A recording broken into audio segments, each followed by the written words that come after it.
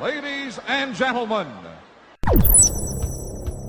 our next event of the evening is a one-fall match. You're listening to Wrestlespective Radio with a 60-minute time limit.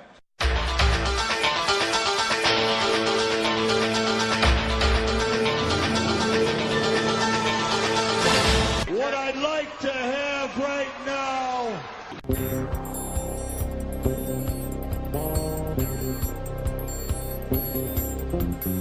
where the big boys play.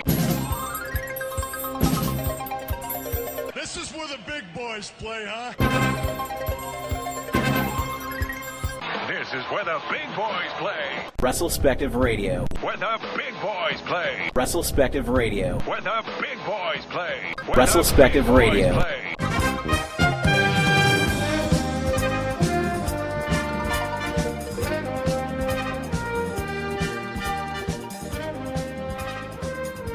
Hello everyone, you're listening to Where the Big Boys Play, and Jason to Wrestlespective Radio. I'm here with Jason Mann.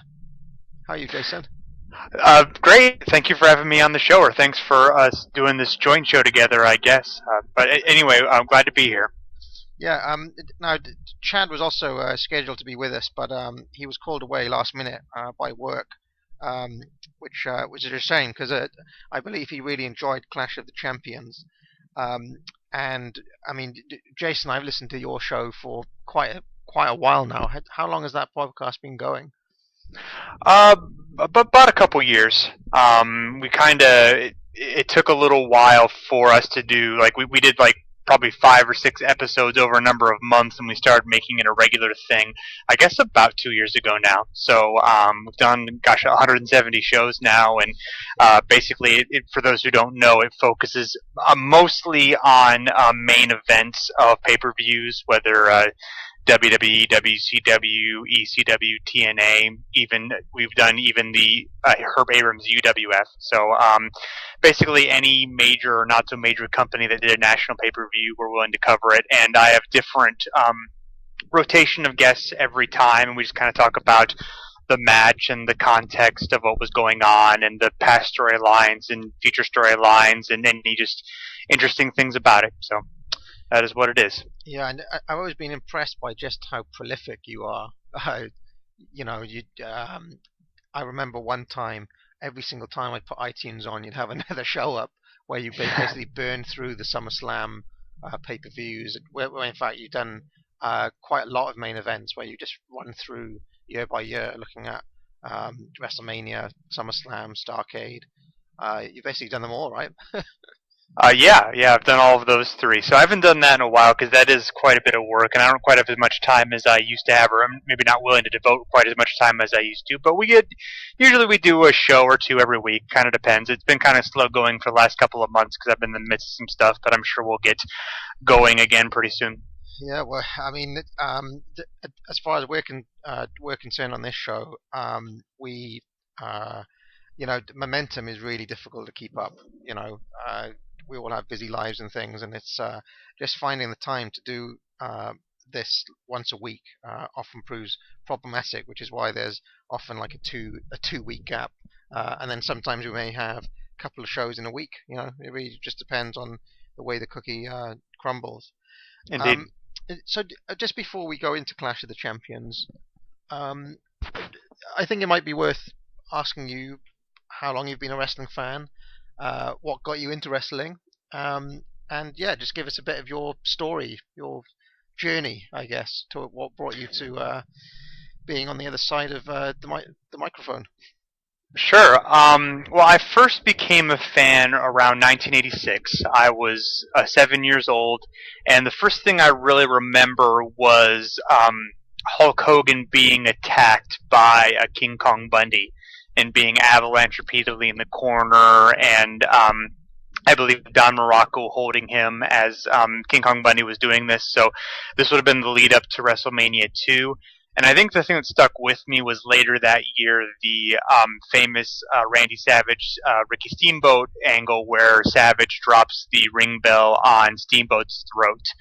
I remember Steamboat clutching it, and it just being the fear that he, was seriously hurt and just and being captivated by the stories and by, the action and so forth, obviously, like most wrestling fans are hooked into. So it was around that time I was a serious fan for the next 3 or 4 years, give or take. But I was really exclusively a WWF fan as far as watching goes. I followed NWA through magazines and stuff, but I was always kind of puzzled by them because it just seemed like the good guys almost never won, or if they won, their victories were fleeting. And that as a kid was just something that, was confusing and not really appealing to me, that I didn't really want to watch it. But looking back on it, I wish I had given it more of a chance, because I think I would have enjoyed it just based on the characters and based on the in-ring stuff, and especially a show like this. I was a devout WWF fan, as I mentioned, so I was watching WrestleMania 4 at the time, in which this went head-to-head. So, I have watched WrestleMania 4 probably more times than I've watched any other wrestling show, because it was one of the few that I actually had on tape myself and would watch it over and over again. So even though it's considered historically a terrible show, I have a very strong affinity for it, just because of those memories and based on Randy Savage winning the title being my favorite wrestler. But looking at it objectively, there's no way that show compares to how great this show is. Yeah, well, I was going to ask you, are you some sort of masochist? Because it is like 4 hours long. I always remember the VHS for WrestleMania 4 was like the double. It was like the double spine, and it had a big picture of Andre on it.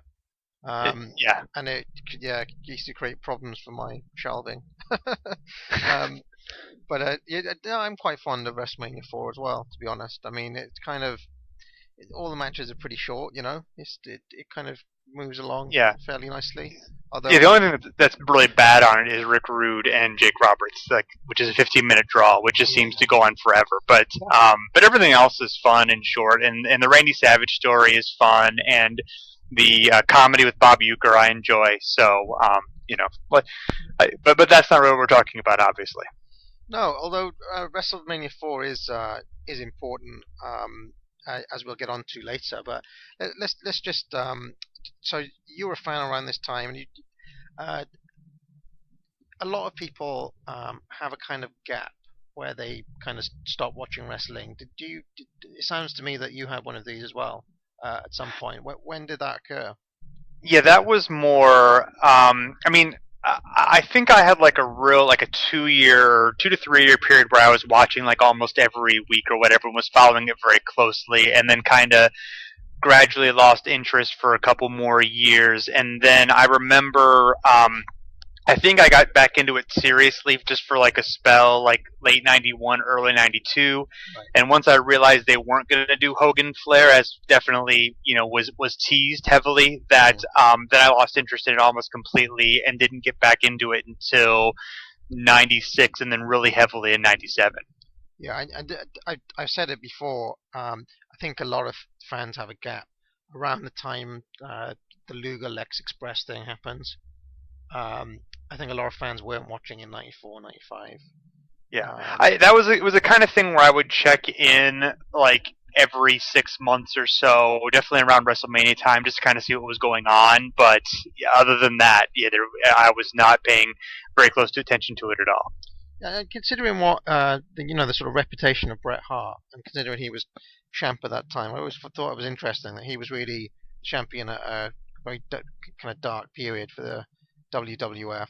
I actually think WCW 93, 94, at least up until Hogan comes in, is actually pretty good. It's really slept on. You did the Beach Blast 92 show recently, and I actually really like. We haven't got up to it on this show yet, but I really liked the promotion during that time period. I thought they were building something quite interesting there, like a real alternative to what WWF were doing. So you got back on board during the Attitude Era, right? Definitely. I think the NWO was the thing that hooked me at first, and then getting into the Bret Hart, the Hart Foundation, Steve Austin storyline, and then Austin versus McMahon. I mean, I'm a lot of people kind of followed the trajectory that I did, were getting into it into the late '80s and kind of fading, and then sort of the nostalgia combined with some exciting new ideas kind of brought everyone back, and then created sort of another boom that obviously went bust. And I, sort of, I've stuck with it ever since, but there have been definitely periods where I've watched it almost every week, and there have been periods where I'll watch it once in a while. Still follow along on the internet. Obviously, the internet makes that easier, and even obviously today I can pretty much just watch whatever I want to watch afterward. Usually, I don't even bother watching Raw, or it's kind of something I do every month or so, and then just kind of follow on Twitter or on Observer or different websites, that kind of thing. Yeah. Well, I mean, I've actually stopped watching since I think it's about 2004 now. So I literally don't watch the modern product at all. Oh, okay. And I mean, well, once in a while, like once every few months, I might put it on. I got, I think, half an hour into WrestleMania this year before I turned it off in semi-disgust. So I didn't even. Was there anything that in 2004 that just was like, okay, this is enough, or was it just accumulation of whatever? Well, I mean, for a start, as you get older, it becomes kind of more difficult to keep track of it week after week. But yeah, I think it was like I remember I watched all the Legacy stuff. Is it what they call Legacy? You mean Evolution? Flair Triple H faction. Yeah. And then Evolution. Sorry, Evolution. Yeah, that's what it was called. And then I seem to remember Cena came in, and the product had really become something I just was no longer interested in. Like, for me, wrestling's all about larger than life characters and interesting angles, and it seemed to me that it was becoming more and more about this kind of new metal, like a whole culture that I'm not really part of and never will be. Like, I couldn't really relate to any of the characters. I hated Randy Orton and his kind of snake thing that he was doing around that time. I don't know if he still does that, but it was really difficult for me to get behind a lot of the new guys that were coming out. And I mean, even now they all look the same to me. Like, you don't get like, it's almost unimaginable for a guy like Dick Murdoch, for example, to be around now. Like, you just don't get the equivalent of that. So yeah, it's become, and it's very homogenized. I mean, I don't want to be down on the current product too much, but yeah. And then I think we've also had in the past few years an explosion of footage from the past. So I mean, I've literally got so many DVDs here of stuff that I still haven't watched that I could probably, this is a big claim, but I could probably go the rest of my life only watching stuff from the 80s and 90s and still not exhaust all the stuff I've got here. Yeah, I know what you mean. I certainly have that feeling with stuff online, and there's so much interesting wrestling out there that the things that are going on now don't seem nearly as compelling. Once in a while there'll be something, but for the most part, it's like, yeah, why do I have any interest in this when there's just this history and this, all these different cultures of wrestling and all these different places that that I haven't explored that seem much more fascinating than anything today. Yeah, well, no, but exactly that. And I mean, I wouldn't rule out ever kind of getting back on board, but I think the WWE need an entire change of policy and direction. Like, it's far too. It's almost like nothing is organic everything's kind of really manufactured to within an inch of its life, and so therefore everything comes across as inauthentic. And I think that's the basic problem. No amount of good, even if the matches are good, the basic presentation is something that I find a real barrier. Okay, so Clash of the Champions, the very first Clash of the Champions. Let's get on to that. It happened in March of 1988. I think it was March 27th. That's correct. And this was the very same night as the aforementioned WrestleMania 4. And this is was really part of a new tactic from Jim Crockett Promotions, who I mean, Vince had really put their nose out of joint with what they did with the Starrcade show when they put Survivor Series head to head with it. And Vince basically has strong-armed a lot of the pay-per-view carriers. And he said, well, if you take Starrcade, we are not going to carry. We're not going to give you WrestleMania 4. And of course, WrestleMania 3 had been huge. So Crockett found themselves in a situation where there were a lot of pay-per-view carriers who weren't carrying, their flagship show, Starrcade. So I guess one of the ways that they fought back was by putting this show, Clash of the Champions, free to air on Superstation TBS, head to head with WrestleMania. So you could either pay whatever it was, $20 to watch WrestleMania, or for free you could watch Sting versus Flair on this show. So it was pretty good move. And reading the Meltzer from this period, he seems to think that about 2 million people watch this show, as opposed to about 500,000 who watched WrestleMania. But although obviously each of those 500,000 had given money for it, whereas this was free to air. So I'm guessing WWF still made more money that night. And this was in Greensboro, right in their backyard, in the Greensboro Coliseum. And he also told us that it only drew 6,000 fans. So, and that can actually be accounted for since it was being shown live on TV. Only your hardcore NWA fans are going to turn up when they can watch it for free, which I find an interesting justification. Maybe the mindset of fans was different then than it is now. I mean, any thoughts on that, Jason? What you just mean as far as not necessarily showing up if you can see it for free? Yeah, I mean, I like it. If I was in Greensboro, I'd probably be tempted to go. Yeah, I would think so. I know that NWA had cooled off a lot, Crockett, better way to put it. Yeah. Crockett had cooled off a lot, and they had also made Greensboro unhappy by moving Starrcade out of that market. So in Starrcade '87, which was in Chicago, so that may have been kind of a blowback from that. As far as I've read Meltzer's history of Starrcade, and he mentioned that as kind of being a key to not killing, but certainly hurting their business there. So maybe that had something to do with it. And also, I don't know.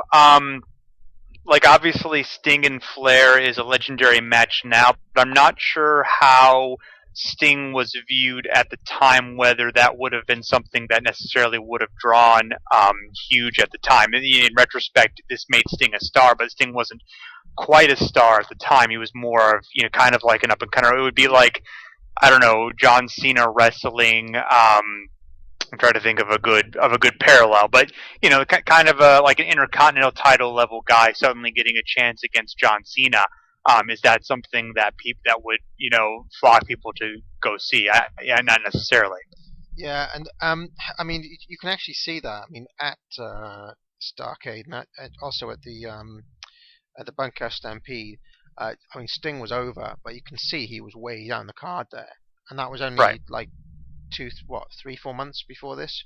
So that's a very short space of time for him to go from being just a tag guy on the opening match to being in the main event. So this is kind of a massively accelerated push.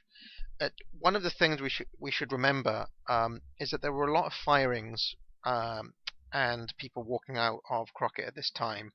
I mentioned last time the Rock and Roll Express bailed on the promotion.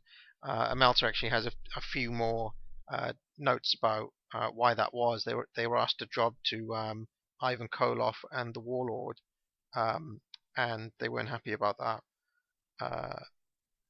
So that was one of the reasons that they left. And also Michael Hayes was fired because of some unspecified incident Do you happen to know off the top of your head what that incident was? Meltzer. No, I don't. I've never heard about that actually. But well, Michael Hayes was fired. He was obviously tagging with Jimmy Garvin at this time. Ron Garvin actually stepped in as the new partner of Jimmy Garvin. But Meltzer actually speculates that some of these firings weren't because of the reasons that people were saying, that they were actually because of financial difficulties. And Hayes had actually signed this big money contract a couple of years previous. He kind of signed it in advance, but apparently Jim Crockett Jr. had never actually signed this contract.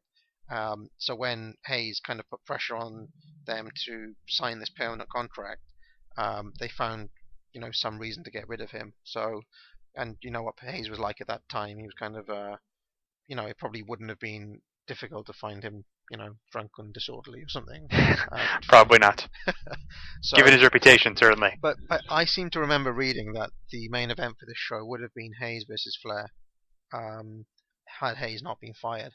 So Sting is only really getting this spot because a spot has opened up on the card.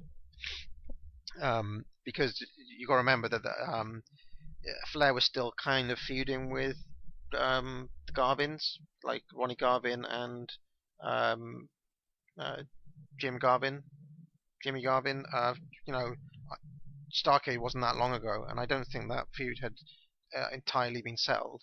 And he'd already wrestled, both of the Garvins. So the next in line was Michael Hayes, because he was, they were kind of part of a faction together at that time.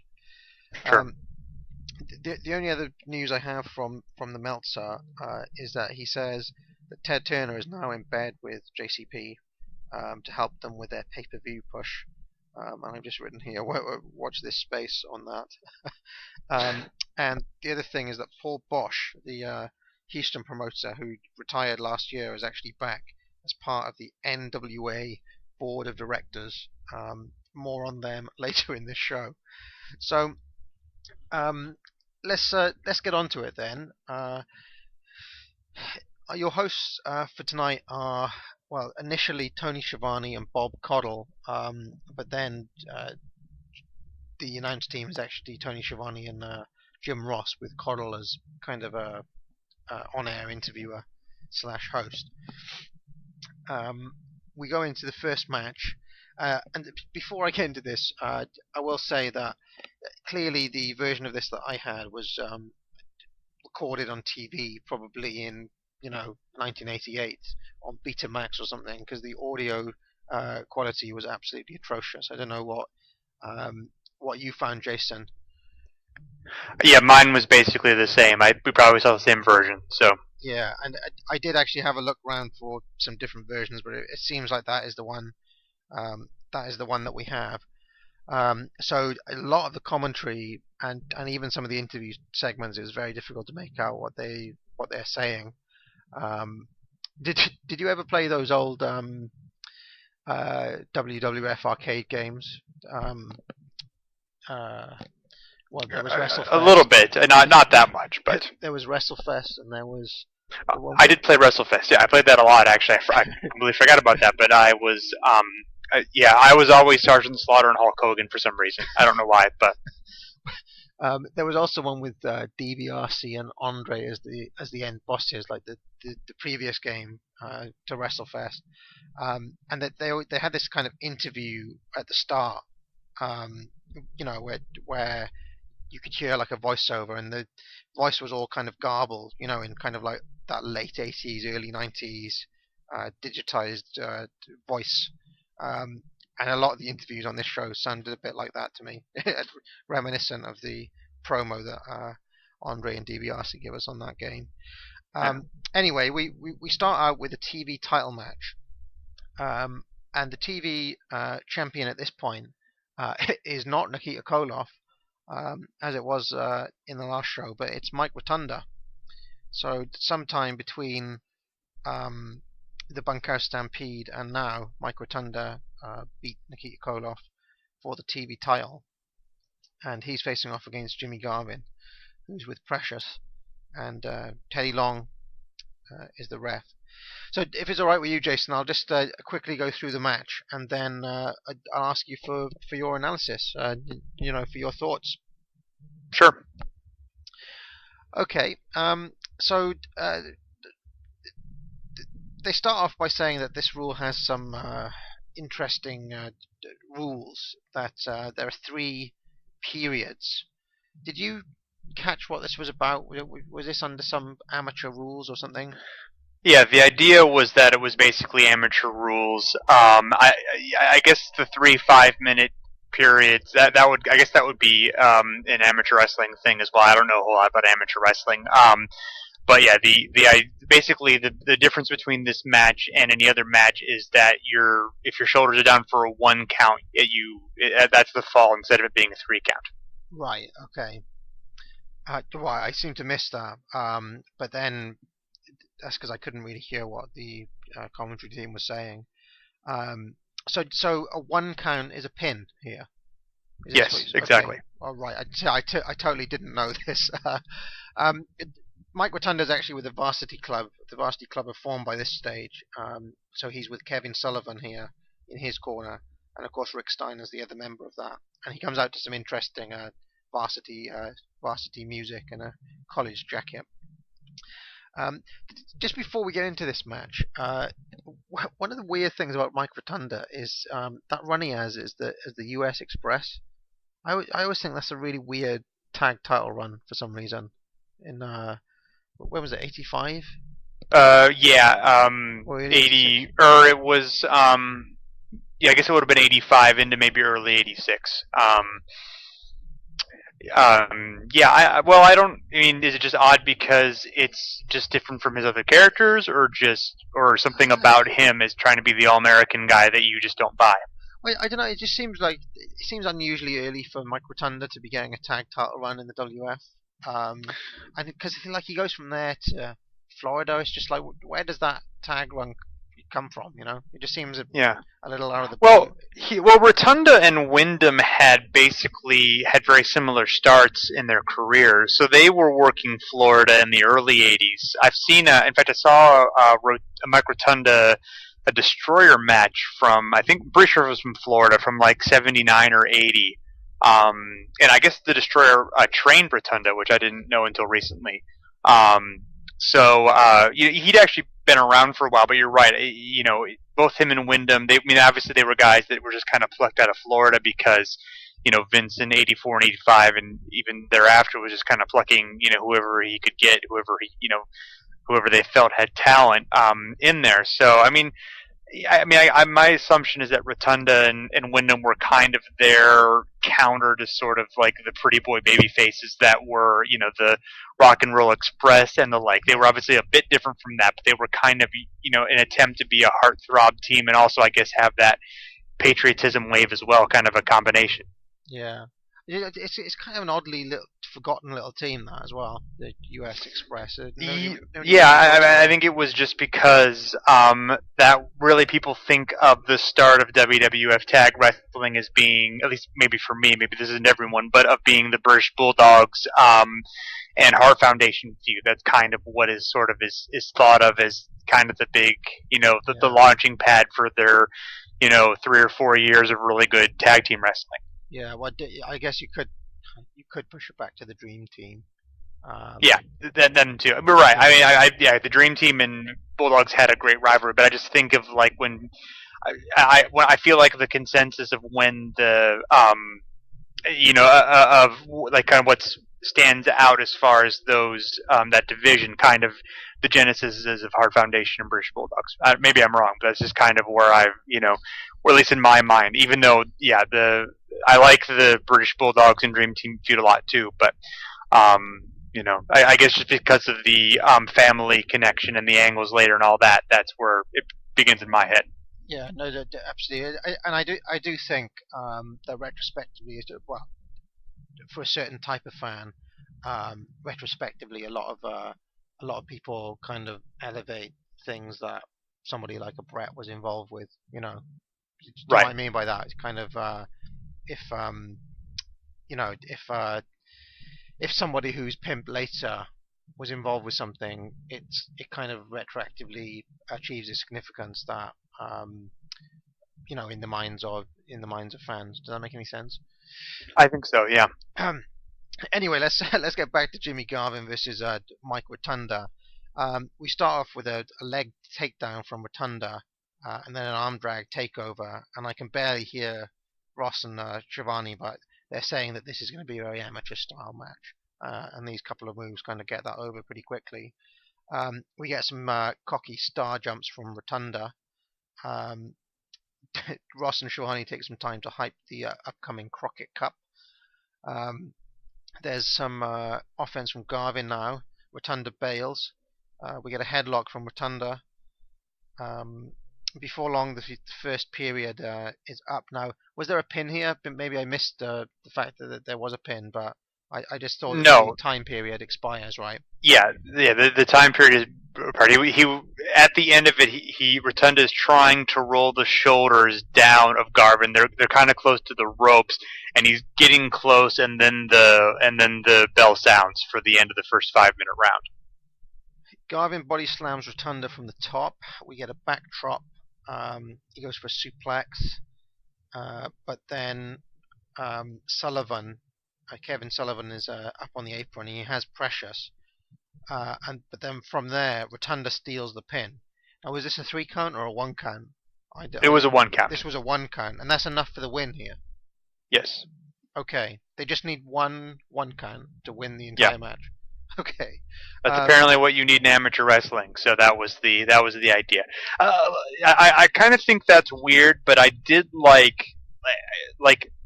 I liked the psychology of having to avoid it and of having to get up very, very quickly out of the near falls. It just made like a different pace of the match and different, a different type of match. And I thought it was actually pretty cool.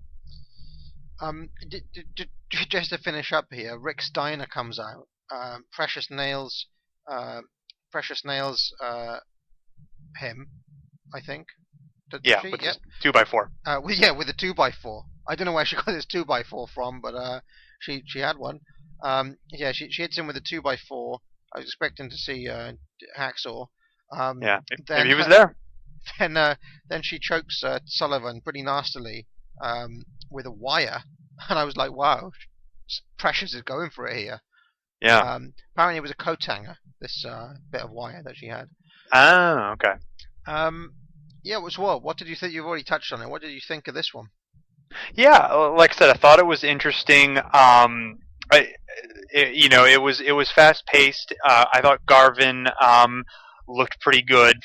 I've always liked Jimmy Garvin, even though he kind of gets. I've heard people kind of, diss him, especially his later work with the Freebirds, and even some of that I've looked back on and enjoyed. So I don't know, maybe it's just the type of thing where if you see it too much, you get sick of it. But the little bits and pieces I've got, I think were good. But yeah, I thought obviously this type of thing gets over the varsity club gimmick. Rotunda being from Syracuse and being the amateur wrestler, which is kind of a weird gimmick, especially with Kevin Sullivan being the guy behind him dressed in the Prince of Darkness robe, managing these amateur guys. But I thought it worked for what it was trying to do. It wasn't anything fantastic, but I thought Rotunda did some nice heel work. You mentioned I've never heard them called star jumps, but I call them, they're known, at least maybe that's a British thing, but for us it's jumping jacks that Rotunda did. Right, but I thought that was a nice, just the little things that he did as a heel. I actually think this gimmick fits him better than any of his other characters. I never really particularly cared for him as IRS, and I always thought as a babyface he just, he was a more natural, arrogant heel. So like I said, I thought it was good execution and a good story, and the stuff at the end was good. Precious, the heels are selling a lot for her, but she was pretty vicious with that 2x4 and that, choking Sullivan, and it got over that story pretty well. That's gonna, continue on through a decent amount of 88. Yeah, well, I have to say, personally, I wasn't particularly fond of this match. I don't know why. I just didn't think it had much going on. Okay. But it may be that I missed it because I didn't know about this one count. It may be that I missed a major kind of chunk of the psychology here. But for whatever reason, I just thought this was a little bit kind of, it was all right, but it was a little bit bland for what it was, which I guess might be a criticism of Rotunda in general, that he's a little bit bland. Yeah. Yeah, he's not Mr. Excitement, that's for sure. But I thought everything was well executed, and it kind of made sense. And like I said, I thought that the pace was good. So it wasn't anything mind blowing by any stretch. But it did its job. Yeah, and it didn't outstay its welcome. It was definitely over, because when they said, "Oh, there's going to be 3 rounds," I was thinking, "Oh God, this is going to go on forever." But right. But basically, the beginning of the second round is where it ends. So. Yeah. To be honest, actually, I think I was more confused about the rules than anything. So when it ended, it seemed a little bit abrupt, and I was like, "Oh, right, is that it?" And I did enjoy the post match. I thought it was good to see a little bit of viciousness from a face valet. Yeah. So we go from here to Bob Caudle, who's with Dr. Death Steve Williams, who's back from Japan. He didn't. I actually said last time that he was flown over for the Bunkhouse Stampede, but clearly Meltzer got that wrong, because in the very next edition of Wrestling Observer, he says that for whatever reason Williams stayed in Japan a couple of weeks later, and he only came back at this point. We get a promo here from Dr. Death where he says he's going to face the winner of Flair versus Sting. He's got a shot at the world title. I noticed during this interview that for whatever reason, just in this interview, he looked quite a lot like Scott Steiner with a beard to me. I don't know why. Like facially, he seems to have a very similar face to Scott Steiner. And I thought this was a pretty average promo, to be honest, from Steve Williams. And any thoughts, Jason? Yeah, he stumbled over a few words here and there. I mean, it got across the point. It's interesting that he does, as far as I know, does not challenge Flair anywhere afterward, and is basically in the mid card for the rest of the year. I don't know if he was going back and forth from Japan at this point. I'm guessing he probably was, but it's kind of weird to put a guy in that position and then to pretty much do nothing with him. And then turn him heel pretty quickly afterward too. Yeah, I never really got the impression that Dusty, or indeed Crockett Promotion in general saw Steve Williams as the main event guy. Like, there's never much enthusiasm behind any of his pushes from when they buy the UWF onwards. Right. Until we get to '92, which is quite a way off here. And obviously then Bill Watts has got a severe hard-on for Dr. Death, so he pushes him. And plus, connection with him as well, obviously. So. Yeah, no, absolutely. I will say, Jim Ross absolutely loves Steve Williams. Yes. I think he's probably one of 2 or 3 men that Jim Ross would probably have sex with if he asked nicely. Then we go from here to I don't know if this was on your copy of it, but there's a commercial for the 4 Horsemen Performance Pills. Do you see this? Top Performance System. The Top Performance System. Were these basically steroids? I don't think so. I think they were, like supplements type thing. But I'm pretty sure that they were not steroids. Did you ever see these sold in the shops or anything? Did you ever? No. I wasn't. The being not an NWA guy is. I didn't know. Their marketing was definitely behind WWF's. If it wasn't a wrestling buddy or an ice cream bar, I probably wasn't really privy to it. But yeah, that was not something that I ever recall seeing in the stores. I should have asked Jason. Where in the United States are you from? Because I'm from Ohio, in the Midwest. So Ohio and is that typically a WWF country? What? Yeah. I definitely more WWF. I lived in Toledo at the time, which is like an hour and a half from Detroit, where of course the WrestleMania 3 was, and that area was definitely a WWF hotbed, because kind of the before there was WWF, the territory that was kind of there was the Sheik, but that territory burned out earlier than most of the ones that burned out because of the competition with Vince. Yeah. So there was a kind of a gap where there was not much local wrestling. And in fact, Georgia Championship Wrestling, in some ways the precursor to WCW. They even ran some in Ohio, in Michigan because of that gap.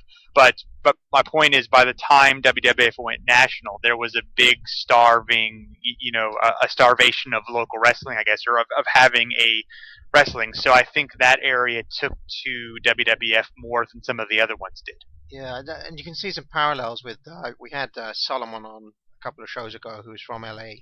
Again, the LaBelle promotion, I think, went out kind of quicker than a lot of the other territories. So it was like there was a void there waiting for Vince to come and fill it, basically. Exactly. And I think LA pretty quickly becomes WWF, a WWF town, and indeed California becomes WCW obviously ran there, but I think it was there for the taking for Vince in this time period. Yeah, Vince even went there a year before they really went national. Like, they went there in '83 when Backlund was still champion. Yeah. So by this stage, by 1988, that area of the Midwest is pretty solidly WF. Oh yeah, definitely. Okay, well, where were we? Back to Clash of the Champions, and we have the US tag title match now. Now, I've been critical on this show in the past of the US tag titles.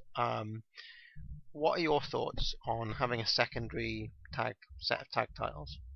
Well, I'm usually more is less kind of guy when it comes to titles. So, or less is more, rather. So, I guess the other way works either way. But generally, I would be against them. I do feel like NWA, and maybe not directly in this year, but I think throughout most of the late 80s into like 90, 91, they had enough tag teams with talent that you could do it, and you could kind of have different things going on with the two different tag titles and kind of make them both meaningful and so forth. So I still kind of feel like I'm against it, but I'm not like massively against it. I can see why they had them, and I can see their use to a certain extent. Sure. Okay, right. I know there are a lot of people, and I think it's probably because of the Midnight Express's run, who are big fans of the US tag titles. I'm still not entirely convinced, and I'm not even convinced that they had enough tag teams to justify that second tag title. I'm not even convinced that the WWF had enough, even at the very kind of height of their massive kind of tag roster. You still only really have about 10 tag teams at any one time. And if there were only 10 wrestlers in the entire promotion, could you justify having several titles for them, or would you just have a world champion, number one contender, and then a bunch of guys that they face? I mean, that's a pretty good point. So anyway, this is the Midnight Express versus the Fantastics, and as we come in, several members of the crowd have the letters of Cornette, CORNETTE, and we get a big Cornette rules chant from these guys. So some heel fans there in Greensboro, which was quite entertaining, and it's interesting that we actually got a shot of it as well. Obviously the Midnight Express are the champions coming into this, and I'm quite looking forward to this match because I really rate Tommy Rogers as a worker, somebody who's not talked about a huge amount, but yeah, he's pretty good. Right. We get an arm drag from Rogers on Lane to start off with. We get some double teaming from the Fantastics in the Shine sequence. Now, for me, the sound quality had basically gone right down here. It's barely audible. Same here. The action goes outside of the ring. Cornette uses a chair. We go back in. Eaton takes a slam from Fulton. Eventually, the Midnights get on top. Rogers is our face in peril. We get a karate kick from Lane. A stiff slap from Eaton. Cornette holds up a table, and then Eaton Irish whips Rogers into it, which was a nice little spot there. We get a brief hoof spot from Rogers, who gets a low blow on Lane, but Eaton power slams him, and then he hits an elbow from the top. We get, and I hope I'm calling this right, a side salto suplex from Lane. Is that right? I believe that's right. We get some nice double teaming from the Midnights.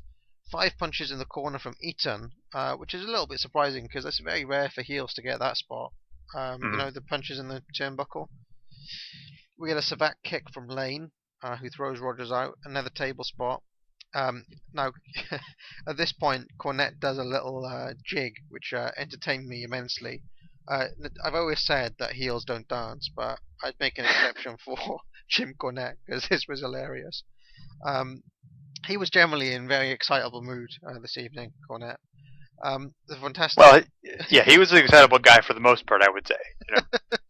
Yeah, but he was especially. I think he'd had an extra cup of coffee this evening. But, yeah, this little jig was a highlight of the evening for me. The Fantastics basically need to regroup here because Rogers has taken quite a pounding and he's hurt at this stage. We get a nice elbow drop from Eaton. Cornette nails Rogers with a racket, but then in the finish, Fulton catches him, and he then hits Eaton with a racket. And we have new US Tag Champs. Or do we? Tommy Young comes out, and when Tommy Young, when you see Tommy Young, usually that's a sign that something is going to happen. He consults with Randy, don't call me Pee Wee Anderson. There's general confusion here. And Cornette, basically at this point, Cornette basically goes crazy, takes off his belt, and they have Bobby Fulton, the Midnight Express, basically grab Fulton by his arms and legs, and then Cornette whips Fulton with his belt. And as they leave the ring, he then hits Tommy Young with the tennis racket. Anyway, finally we get a call from Tom Miller, who says that the Midnight Express have won by disqualification, which I think is an absolutely terrible call, because clearly Cornette hit the faces with the racket first. So if Tommy Young's going to interfere, at least get the right call, you know. Right. Now, the throw over the top, was that the Fantastics being thrown over the top, or was that the Midnight? Who was thrown over the top? I was confused about that. Oh, it was for an over the... I actually thought it was because of the use of the tennis racket. It was an over the top, but it was confusing because also the graphics said the Midnight Express won.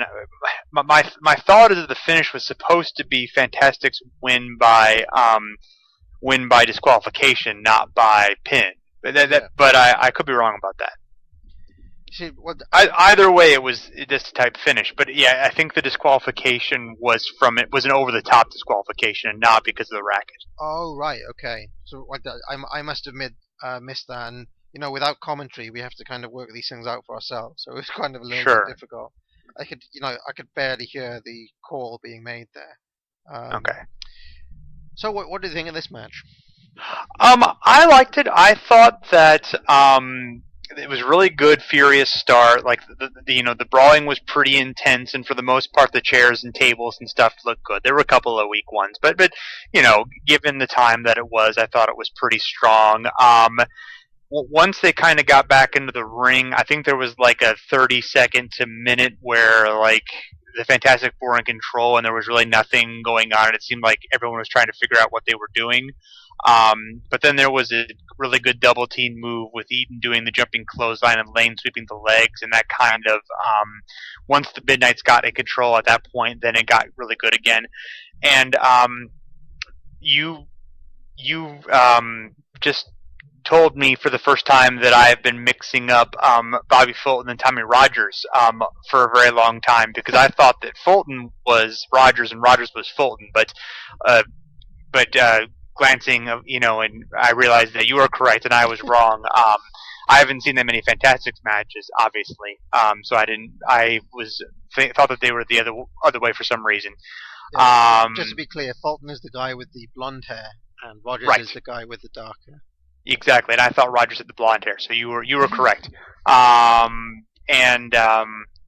I thought, yeah, everything built up to the, everything was really well executed once the Midnights took control.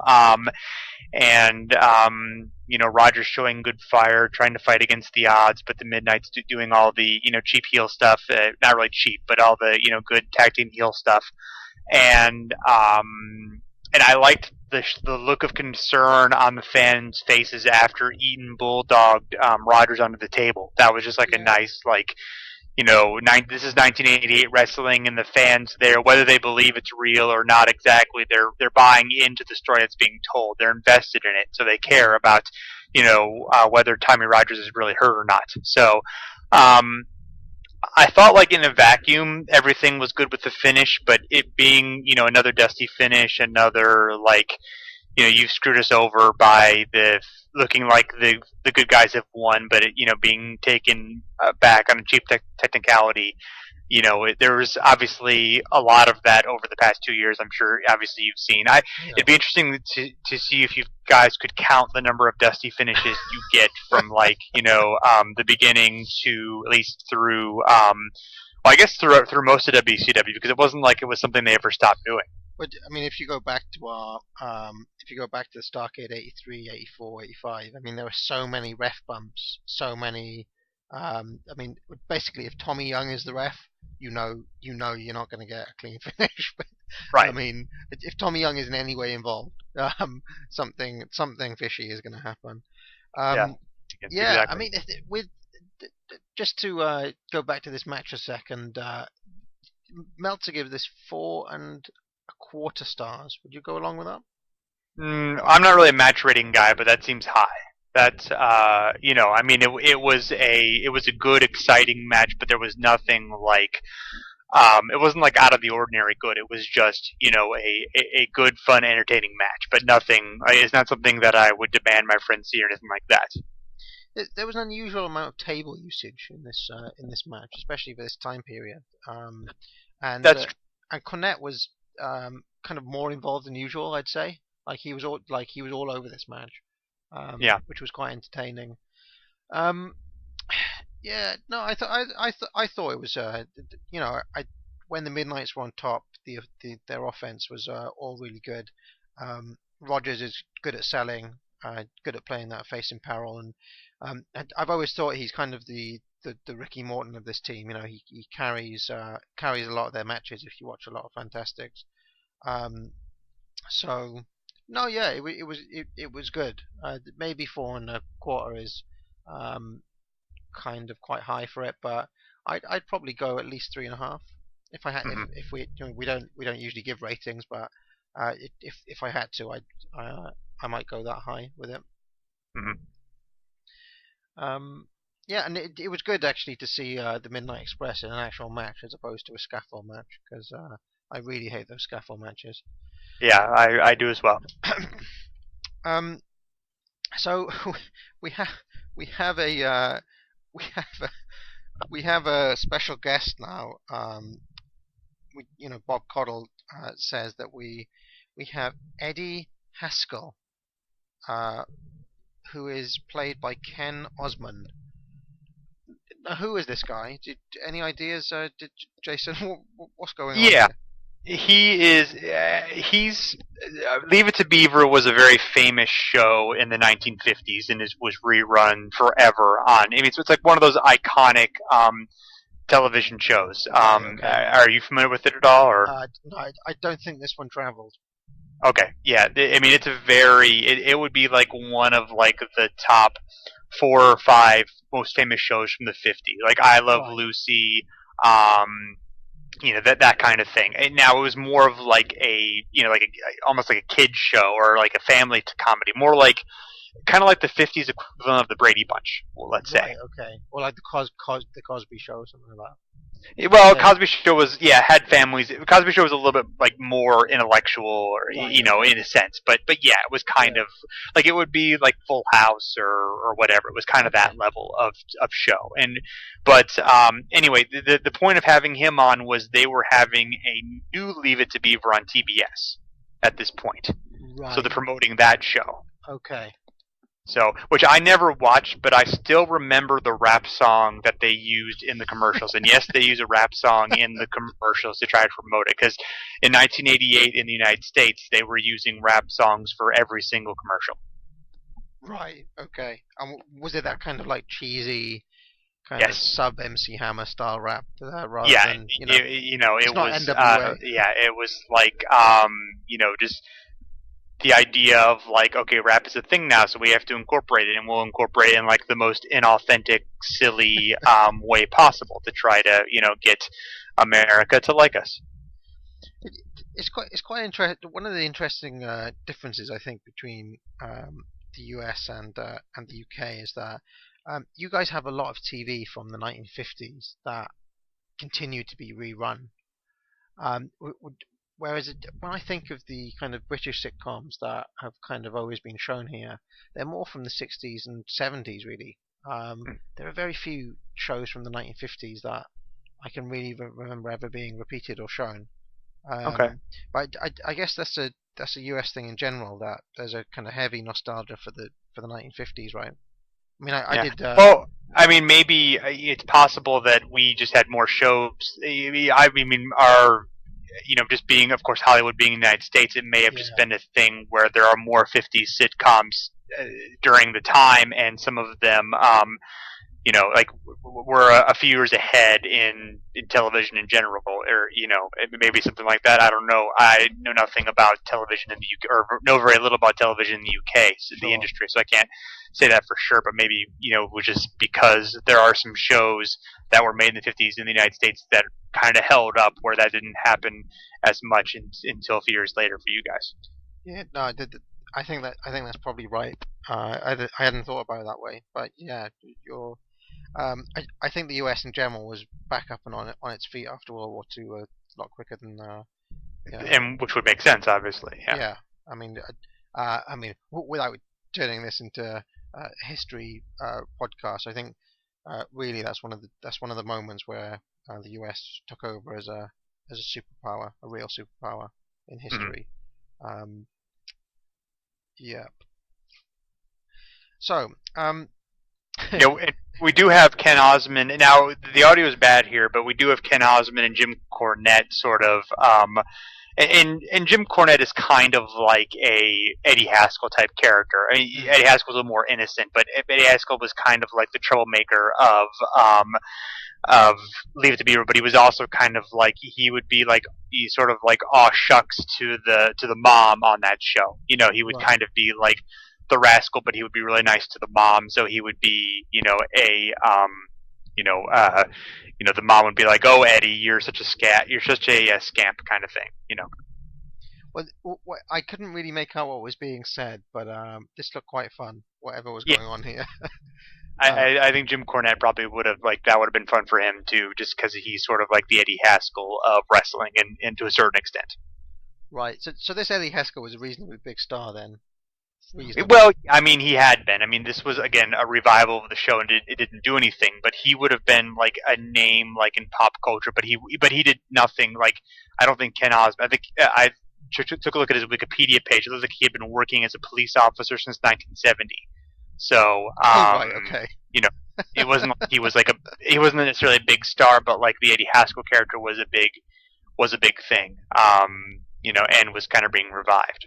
Oh wow! Well, I've just clicked on his Wikipedia page here, and his picture is Eddie Haskell. He's like a little kid here. He was like he was when the show aired in the 50s. He was like 14-year-old or something.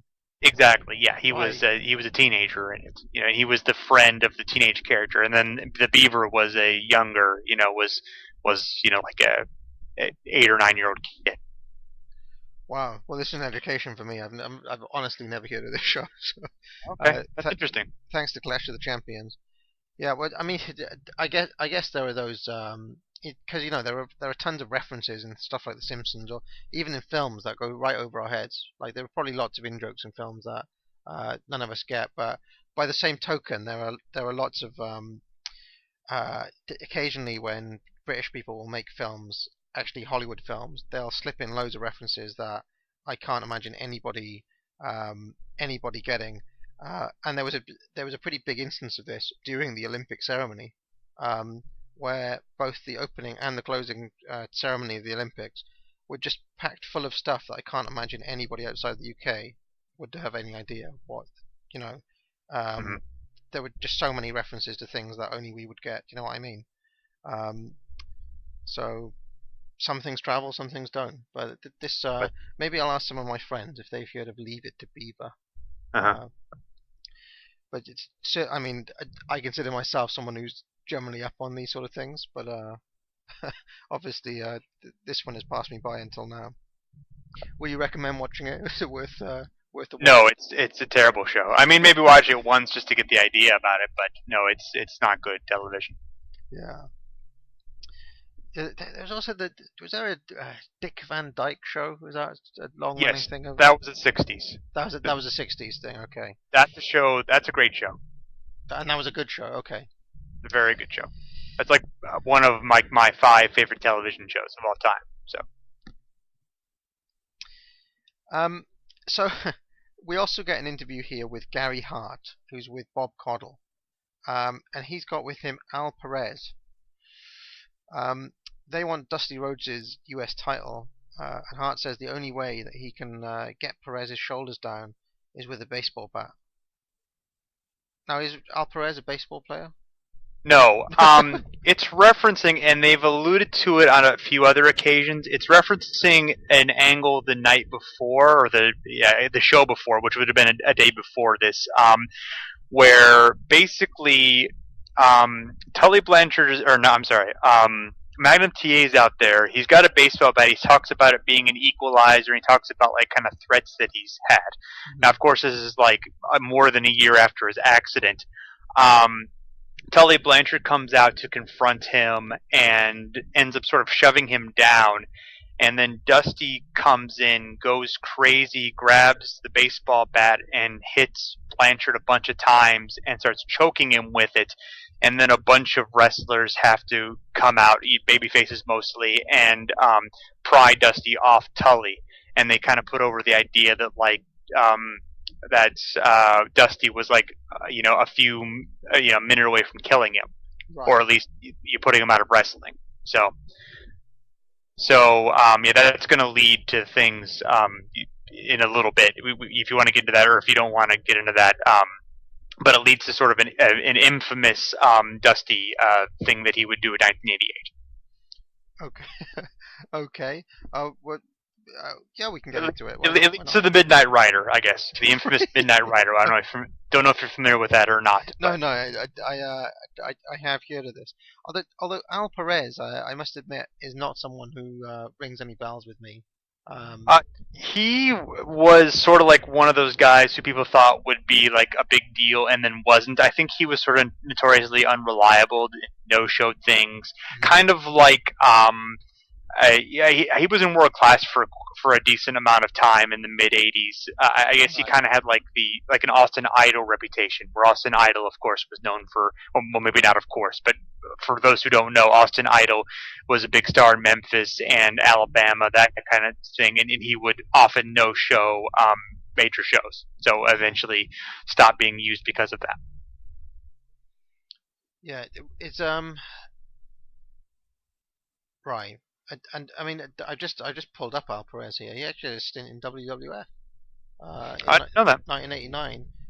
Well, according to Wikipedia, although we found on this show that Wikipedia is pretty unreliable, because they claim that Earl Hebner was in 2 places at once. Last time out, that he was actually refereeing at Survivor Series '87. but well, he's refereeing on Starcade '87 as well. Okay. Well, maybe to be fair, he has a twin brother, so maybe the twin was doing the refereeing. Yeah, no. Yeah. Well, apparently Al Perez wrestled in 1989 against the Brooklyn Brawler, Coco Beware, the Red Rooster, and Bret Hart. I honestly have never seen Al Perez in the WWF. I've seen him a couple of times, so. I've seen him, but I've never seen him in the WWF. Yeah. And he's someone who's not really much on my radar. I guess whenever he's come up, I didn't really think much to note him. If that makes any sense. So we go from this to Frances Crockett, who is the sister, I think, of David Crockett and Jim Crockett Jr. I think you're right. And she seems to have the charisma of Jim, not of David, unfortunately. So not much charisma from Frances. And she's here to run down the top 10 teams of the Crockett Cup. So I thought we'd go through these, and maybe I can just get your general thoughts on some of the guys who aren't on the show. We have Ivan Koloff and Dick Murdoch.